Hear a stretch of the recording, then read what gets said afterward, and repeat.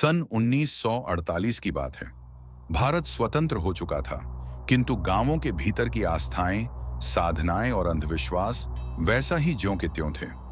यह कथा उत्तर भारत के हिमाचल प्रदेश के एक छोटे से गांव शाहपुर की है, जहां एक युवक अपने भविष्य की तलाश में जीवन के रहस्यमय मार्ग पर उतर पड़ा।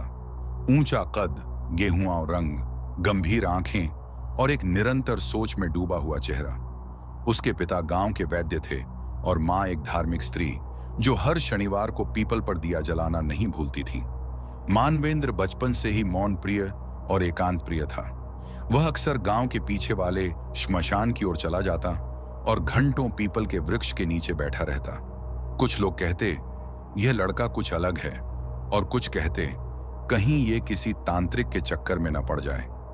शाहपुर गांव में भले ही बिजली आ चुकी थी, परंतु रात के सन्नाटे में अब भी टोने टोटकों की कहानियां लोगों के मन में जीवित थीं। गांव के पास एक पुराना श्मशान था, जिसे लोग चौहान घाट के नाम से जानते थे।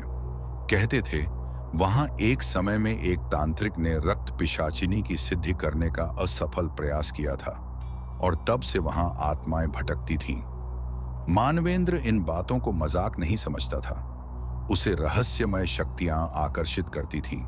हर रोज वह पुराने ग्रंथों को ढूंढता, कहीं से फटी पुरानी किताबें लाता और पढ़ने में रत हो जाता।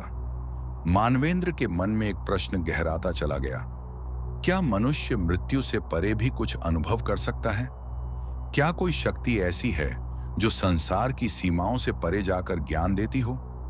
उसे पहली बार रक्त पिशाचिनी का नाम एक फटी हुई लाल जिल्द वाली पुस्तक में मिला, जिसका नाम था प्राचीन रात्रि सिद्धियां। उसमें लिखा था, रक्त पिशाचिनी न तो पूर्णतः राक्षसी है, न ही पूर्णतः देवी। वह शक्ति है, जागृत चेतना, जिसे केवल वही पुकार सकता है जो मोह, भय और लोभ से परे हो। उस रात के बाद मानवेंद्र के मन में हलचल मच गई। वह भोजन में रुचि नहीं लेता था, न नींद पूरी करता। उसका ध्यान बस उसी पंक्ति पर अटका रहता। वह शक्ति उसी को प्राप्त होती है जो रात्रि के तीसरे प्रहर में उसका नाम उच्चारित करे, दृढ़ संकल्प, सात्विक आचरण और तन मन की शुद्धि के साथ। संकेतों का प्रारंभ, एक दिन वह गांव के पीपल वृक्ष के नीचे बैठा ध्यान कर रहा था कि अचानक एक ठंडी हवा चली। सामने एक ललाट पर तिलक लगाए वृद्ध साधु प्रकट हुए। उन्होंने केवल एक वाक्य कहा, यदि रक्त पिशाचिनी को जगाना है तो पहले अपने भीतर के पिशाच को शांत करना होगा। फिर वे ओझल हो गए। रात्रियां अब उसके लिए साधारण नहीं रहीं। सपनों में उसे एक सुर्ख लाल आंचल दिखाई देता, जिसके भीतर दो आंखें चमकती और वह धीमी आवाज में कहती, क्यों ढूंढ रहे हो मुझे? तुम जानते नहीं, मैं जो देती हूं उसका मूल्य प्राणों से भी अधिक होता है। पर मानवेंद्र अब थमने वाला नहीं था। वह जान चुका था कि उसकी आत्मा किसी सामान्य अनुभव की अभिलाषी नहीं है। उसे शक्ति चाहिए थी, रक्त, अग्नि और आत्मा की गहराई में उतरकर उस शक्ति को जागृत करने की कला। तांत्रिक से भेंट उसे किसी ने बताया कि पाताल कुंडी के पास एक वृद्ध तांत्रिक रहते हैं, बाबा त्रिनेत्र। मानवेंद्र वहां गया। वहां की हवा अलग थी, भारी, गाढ़ी और गूंजती हुई। बाबा त्रिनेत्र ने बिना पूछे ही कहा, तू उसे बुलाना चाहता है, रक्त पिशाचिनी को? मानवेंद्र ने हां में सिर हिलाया। बाबा बोले, तो तैयार हो जा। इस मार्ग पर तुझे अपने शरीर, आत्मा और भावनाओं का बलिदान देना होगा। ये संसार तुझे त्याग देगा, तेरा प्रतिबिंब भी तुझसे दूर होगा। फिर उन्होंने उसे कुछ मंत्र, रात्रि साधना के विधि विधान और एक गांठ दी, लाल कपड़े में बंधी हुई। इसे पीपल के नीचे 21 रात्रियों तक रखकर साधना करना। यदि कोई स्त्री तुझसे बात करे, उत्तर मत देना। आरंभिक साधना का स्वरूप अब मानवेंद्र की दिनचर्या बदल चुकी थी। वह दिन में सामान्य व्यवहार करता और रात को साधना में लीन हो जाता। उसके शरीर पर असर दिखने लगा, चेहरा गंभीर, आंखें गहरी और बोली में कुछ अलग कंपन। रात्रि के तीसरे प्रहर में जब गांव सो जाता, वह अकेले उस पुराने पीपल के नीचे बैठ जाता, मंत्र जाप करता और उस गांठ को हाथ में रखकर ध्यान करता। इसी बीच कुछ अजीब घटित होने लगा। रात्रि के वक्त किसी स्त्री की पायल की आवाज, मंद हंसी और कभी-कभी पीपल के पत्तों का स्थिर हो जाना, जैसे कोई अदृश्य ऊर्जा वहां उपस्थित हो। रात्रियों ने अब मानवेंद्र को बदल दिया था। दिन उसके लिए केवल प्रतीक्षा का समय रह गया था और रात्रि उसकी साधना, उसका धर्म और उसका भविष्य। रात्रि की पहली श्रृंखला वह पीपल के नीचे पहुंचा। चारों दिशाएं शांत थीं, केवल झींगुरों की आवाज और दूर किसी उल्लू की चीख। उसने बाबा त्रिनेत्र द्वारा बताए गए चक्रव्यूह में बैठकर अपने चारों ओर राख की रेखा खींची और गांठ को अपने सामने रखा। जैसे ही मंत्र जाप आरंभ हुआ, चारों ओर की हवा भारी लगने लगी। एक शीतल गंध फैली, जैसे गुलाब और रक्त की मिली जुली बूंद। किसी ने उसके कान के पास धीरे से फूंका, क्यों पुकार रहे हो मुझे? जान भी दोगे? उसने आंखें नहीं खोली। उसने देखा, एक स्त्री आकृति पीपल के दूसरी ओर खड़ी थी। चेहरा धुंधला, केश खुले हुए और आंखें चमकती हुई। क्यों बुला रहे हो मुझे? आवाज धीमी थी, जैसे पीड़ा में डूबी हो। अंतर की उथल पुथल साधना करते करते मानवेंद्र का शरीर कमजोर होने लगा। उसे भूख नहीं लगती थी, प्यास बुझती नहीं थी। उसके शरीर पर काले धब्बे उभरने लगे थे और नींद अब स्वप्नों से भरी हुई थी। रक्त, अग्नि, छायाएं और किसी स्त्री की हंसी। एक दिन गांव की एक वृद्धा ने उसे देखकर कहा, तेरी आंखों में अब इंसान नहीं, कोई और बसता है बेटा। 11वीं रात्रि। पहली भेंट उस रात्रि पीपल की शाखाओं से लाल चूनर गिरती हुई दिखाई दी। सामने रक्त रंग की साड़ी में एक स्त्री खड़ी थी, अत्यंत सुंदर, किंतु आंखों में अंधकार। मुझे बुलाया? उसने पूछा। मानवेंद्र ने सिर झुकाया। तो नियम मान, रक्त देना होगा, डर त्यागना होगा और मेरी अग्नि में प्रवेश करना होगा। बाबा त्रिनेत्र की चेतावनी। अगली सुबह मानवेंद्र फिर से बाबा के पास गया। उसके शरीर पर घाव थे और माथे पर चंद्र रेखा उभर आई थी। बाबा बोले, तू द्वार पर है, बस एक रात्रि और, फिर वह तुझसे बांध लेगी। लेकिन याद रख, एक बार सिद्धि पूर्ण हो गई तो सामान्य जीवन को भूल जा। एक विचित्र दिन। संसार से दूरी। अब गांव के लोग उससे डरने लगे थे। बच्चे उसे देखकर भागते, महिलाएं रास्ता बदल लेती। मानवेंद्र को फर्क नहीं पड़ता था। उसका उद्देश्य अब स्पष्ट था। उसे रक्त पिशाचिनी की सिद्धि प्राप्त करनी थी। वह कोई सामान्य साधक नहीं था, वह साध्य बनने जा रहा था। 21वीं रात्रि। पूर्णाहुति। इस रात्रि वह पीपल के नीचे पहुंचा। वट वृक्ष के नीचे 4 दीपक जलाए। गांठ को खोला। उसमें रक्त में भीगा हुआ एक भोजपत्र था, जिस पर लिखा था, जप संख्या 108 बार और अंतिम मंत्र स्वयं के रक्त से। उसने एक त्रिशूल लिया और अपने अंगूठे से रक्त बहाया। मंत्र आरंभ हुआ। एयूएम रक्तेश्वरी कालिनी चंडेश्वरीय नमः। चारों ओर हवा स्थिर हो गई। पेड़ की पत्तियां जड़ हो गईं। समय जैसे थम गया। तभी भूमि कांपने लगी। सामने एक तेज लाल प्रकाश प्रकट हुआ। उसमें से वही स्त्री प्रकट हुई। अब उसका चेहरा स्पष्ट था, दिव्य और रौद्र। नेत्रों से अग्नि निकल रही थी। बाल वायु में उड़ रहे थे। उसने हाथ बढ़ाया। अब तू मेरा है। तूने मुझे जगाया है। अब तुझे छोड़ना मेरे बस में नहीं। मानवेंद्र ने झुककर प्रणाम किया। स्त्री ने उसके मस्तक को छुआ और बोली, अब तू देखेगा वो सब जो सामान्य जन नहीं देख सकते। तेरी आत्मा अब 2 लोकों की पुल बन चुकी है। उसके बाद वह बेहोश हो गया। सुबह जब उसकी आंख खुली, उसके शरीर पर एक रक्त लिप्त यंत्र अंकित था, जो कभी नहीं मिटा। अब उसे लोगों के चेहरे अलग दिखने लगे, कोई अंधकार से ढंका, कोई प्रकाश से।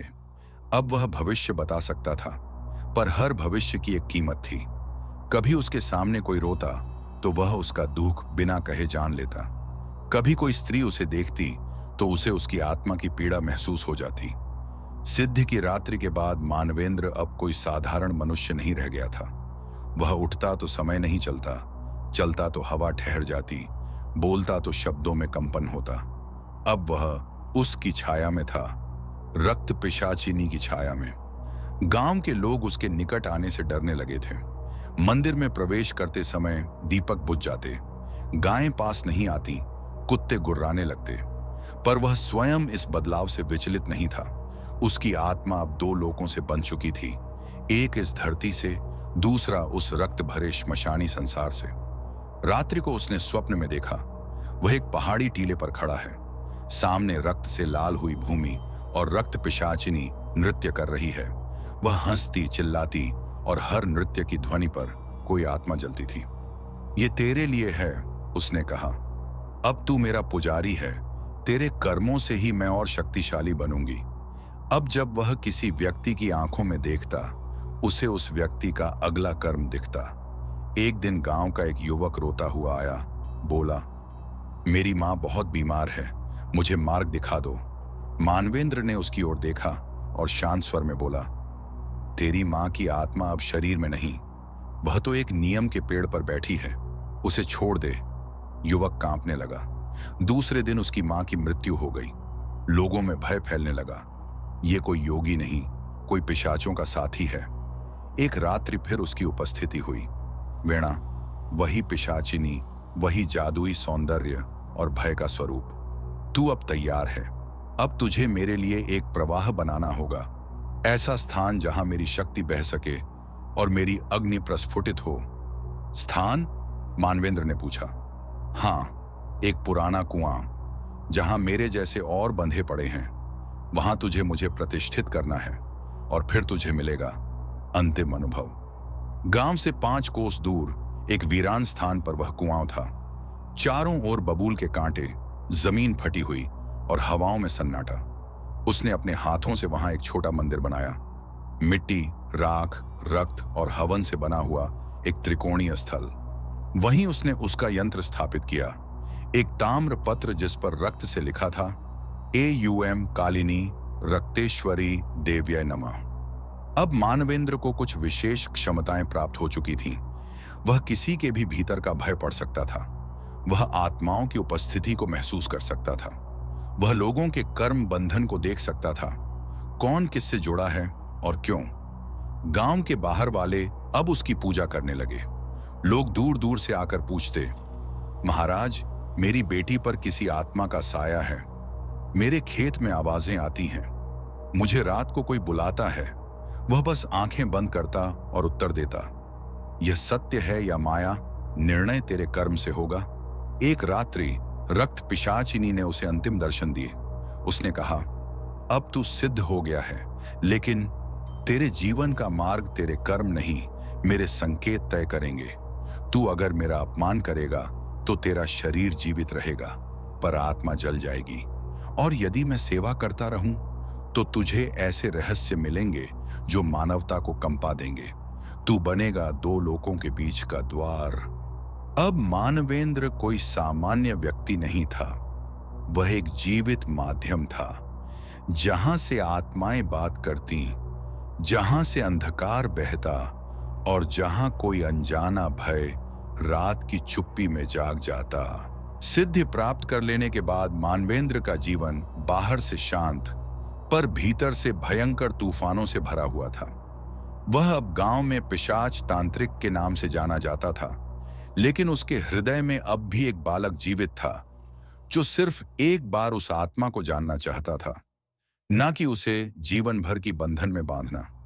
हर रात्रि वह एकांत में बैठता, हनुमान चालीसा पढ़ता, जल में ताम्र यंत्र धोता और सोचता, क्या मैंने कोई गलती की? पर वह अब वापस नहीं जा सकता था।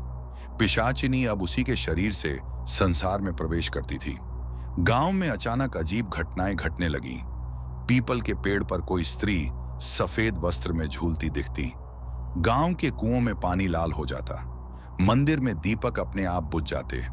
लोगों को समझ नहीं आता, मानवेंद्र की सिद्धि हमें बचा रही है या बांध रही है। एक रात्रि जब चंद्रमा पूर्ण था और समस्त गांव निद्रित, पिशाचिनी ने पुनः दर्शन दिए। वह बोली, अब समय है, तुझे मेरे लिए एक बलिदान देना होगा। बलिदान? मानवेंद्र कांप गया। हाँ, सिद्धि के बाद प्रथम बलिदान ही तय करता है कि तू मेरा यथार्थ पुजारी है या केवल इच्छाओं का साधक। मानवेंद्र का हृदय टूटने लगा। उसे यह आभास हो चला कि यह कोई सिद्धि नहीं बल्कि एक श्राप था। वह पुरानी पुस्तकें खोजने लगा, संतों की रचनाएं पढ़ने लगा। क्या इस राह से वापसी संभव है? क्या कोई अपसिद्धि हो सकती है? एक प्राचीन ग्रंथ में उसे एक पंक्ति मिली, जिस पथ से पिशाच सिद्ध मिले उसी पथ से तर्पण मुक्त करता है, यदि हृदय शुद्ध हो और पवित्र मंत्रोच्चार हो। अब मानवेंद्र ने कठोर व्रत लिया। उसने 21 रात्रियांश मशान में बैठकर शिव पिशाचोक्ति मंत्र का जाप किया। एयुएम अघोराय च भीषणाय नमः। वह ताम्र यंत्र को आग में रखता, राख को जल में बहाता और पिशाचिनी को प्रार्थना करता, मैं तुझसे मुक्त नहीं होना चाहता, मैं चाहता हूं तू भी मुक्त हो। अंतिम रात्रि का रहस्य 21वीं रात्रि को वह पीपल के नीचे बैठा। उसके चारों ओर भूतकाल की छायाएं घिरने लगीं। उसने आंखें बंद की और मंत्रोच्चार किया। अचानक आकाश में बिजली गिरी। पिशाचिनी प्रकट हुई, लेकिन इस बार उसका चेहरा क्रोधित नहीं था, वह रो रही थी। मानवेंद्र, तू मुझे बंधन से मुक्त करना चाहता है? हाँ, क्योंकि अब मैं तुझे प्रेम से देखता हूं, भय से नहीं। पिशाचिनी ने सिर झुका लिया। तू पहला साधक है जिसने मेरी आत्मा को आत्मा से छुआ। उसने अपना तांत्रिक यंत्र जलाया। पिशाचिनी उसके समीप आई, एक धीमी सांस ली और एक लाल रोशनी में विलीन हो गई। उसकी चूड़ियों की आवाज आखिरी बार हवा में गूंजी और फिर वह मौन हो गया। अब मानवेंद्र मुक्त था, सिद्ध शेष थी, पर बंधन टूट चुका था। उसने गांव छोड़ दिया। कहते हैं वह अब हिमालय में वास करता है, जहां केवल मंत्र और मौन है, और उसकी कहानी आज भी गांव की हवाओं में फुसफुसाती है। मानवेंद्र के हिमालय प्रस्थान के बाद गांव में कुछ दिनों तक सन्नाटा छाया रहा। लोग बात करते, कुछ था उस लड़के में, कुछ तो जानता था जो हम सब नहीं जानते। पर धीरे धीरे जैसे बारिश मिट्टी में समा जाती है, वैसे ही मानवेंद्र की स्मृतियां गांव की दिनचर्या में घुलने लगीं। लेकिन पीपल का वह वृक्ष अब भी मौन नहीं था। पुराना वृक्ष, नई कहानियां।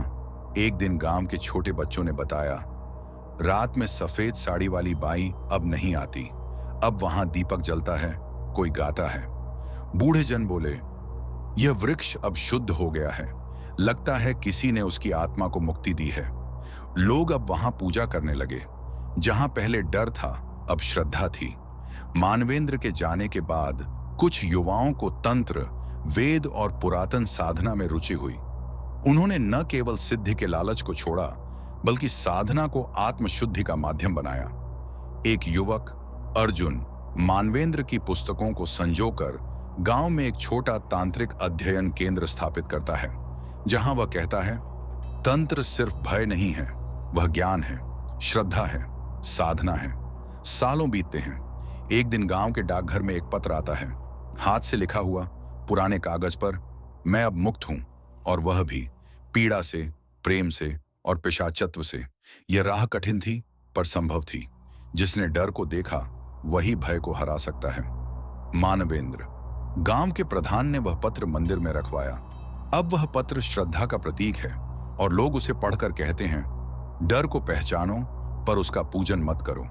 एक नई पीढ़ी, एक नया अध्याय। मानवेंद्र की कथा अब केवल तांत्रिक लोक कथा नहीं, बल्कि चेतना का मार्ग बन गई थी। गांव में अब पीपल के वृक्ष के नीचे रात्रि साधना के स्थान पर संगीत आरती होती है। बच्चे वह वृक्ष देखकर डरते नहीं, बल्कि वहां दीप जलाकर कहते हैं, यहां कभी कोई था जिसने एक आत्मा को मुक्त किया और खुद को भी। सत्य यह है कि कोई भी साधना तभी सफल होती है जब वह दूसरों की मुक्ति के साथ जुड़ी हो। मानवेंद्र अब भले ही दूर कहीं हिमालय में हो, पर उसकी छाया, उसका संदेश और उसकी साधना गांव की आत्मा में समा चुकी है। मानवेंद्र की कथा में एक छुपा हुआ पहलू था। हमेशा से यह माना गया था कि पिशाचिनी के रूप में कुपित और निर्दयी आत्माएं ही शक्तियां प्राप्त करती हैं। लेकिन जब हम एक पिशाचिनी की दृष्टि से देखें तो क्या पता चलता है? मैं, वीणा, कभी पिशाचिनी नहीं थी। ये बात मुझे भी विश्वास नहीं होती, पर मैं भी एक जीवन जीने वाली जीवित आत्मा थी, जो किसी तंत्र से बंधी नहीं, बल्कि एक प्रेम कथा में बसी हुई थी। आज भी जब मानवेंद्र को याद करती हूं, वह मुझे अपनी चाहत, अपनी तड़प की तरह महसूस होता है। वीणा एक समय शुद्ध रूप से एक खूबसूरत स्त्री थी। उसके जीवन में भी प्रेम था, संजीवनी थी। लेकिन एक दुखद दिन, एक भयानक तंत्र से जुड़ने के बाद उसका अस्तित्व एक पिशाचिनी में बदल गया। उसकी शक्तियां भयंकर रूप में प्रकट हुईं, लेकिन उस शक्ति के साथ जो कष्ट वह भोग रही थी वह किसी से छिपा नहीं था। मैंने कभी किसी से प्रतिशोध नहीं लिया था, पर जीवन के एक मोड़ पर यह बलात्कार था मेरी आत्मा का। जब मानवेंद्र ने मुझे छुआ तो वह न केवल एक साधक था, बल्कि एक ऐसा व्यक्ति था जिसने मेरी अभ्यस्त शक्तियों को परखा, लेकिन उसने मुझे डर नहीं दिखाया। वह दिन मेरी जिंदगी का एक नया मोड़ था। मुझे उसकी आंखों में प्रेम दिखाई दिया और वह मेरे कलेजे तक उतर आया। अंततः मेरी आत्मा ने उसकी शक्ति से मुक्त होकर प्रेम के इस बंधन को स्वीकार किया। प्रेम और भय के बीच का रेखा विलीन हो गई थी। जिस समय मानवेंद्र ने मेरी शांति की ओर कदम बढ़ाए, तब मेरा अस्तित्व अब केवल तंत्र की शक्तियों का खेल नहीं था। मैं खुद को उस भय के सागर से बाहर निकालने का साहस रखने वाली एक आत्मा बन गई थी। यह शक्ति केवल मनुष्य के अंदर ही समाई थी और मैं यह जान चुकी थी। उसने मुझे मुक्त किया और मैं उसे अपनी प्रेम कहानी में शामिल कर रही थी। मानवेंद्र के बाद हिमालय में अपनी साधना के समय मैंने आत्मचिंतन और साधना का वह रूप देखा जो कभी तंत्र की शक्तियों में नहीं था। तंत्र को कोई केवल डर, भ्रम और भयंकरता का रूप मानता था, पर मैं जानती थी कि तंत्र के भीतर एक शुद्धता और आत्मज्ञान भी समाया हुआ है। मैं अब वह पिशाचिनी नहीं थी, बल्कि एक आत्मा थी जो प्यार और साधना के रास्ते पर चल पड़ी थी। सिद्ध का यह मार्ग केवल शक्ति का नहीं, बल्कि एक गहरे प्रेम का था। मानवेंद्र ने जो मुझे दिया वह केवल ताकत नहीं, वह एक सत्य था, एक शांति जो किसी साधक की आत्मा में समा जाती है। प्रेम कभी खत्म नहीं होता, वह सच्चाई है, वह सिद्धि है और वह सच्ची शक्ति है। वीणा की कहानी केवल एक पिशाचिनी की नहीं, बल्कि एक इंसान की थी जो अपने कष्टों को पार करके अपने सच्चे अस्तित्व की पहचान करता है। यह वह यात्रा थी जिसमें प्रेम, भय और स्वतंत्रता के रास्ते मिलते हैं। अंततः जब आत्मा प्रेम और शक्ति के सही संतुलन को प्राप्त कर लेती है, तो वह सत्य की ओर बढ़ती है और भय और तंत्र से परे हो जाती है। वीणा की आत्मकथा हमें यह सिखाती है कि शक्ति के अंधेरे पक्ष में भी प्रेम की एक लौ जल सकती है। यह कहानी केवल एक सिद्धि की नहीं, बल्कि आत्मा की मुक्ति और प्रेम की सच्चाई की है। जैसे मानवेंद्र ने एक पिशाचिनी को शुद्ध किया, वैसे ही हम सभी को अपने भीतर के अंधेरे को पहचान कर प्रेम और सत्य की ओर बढ़ना चाहिए।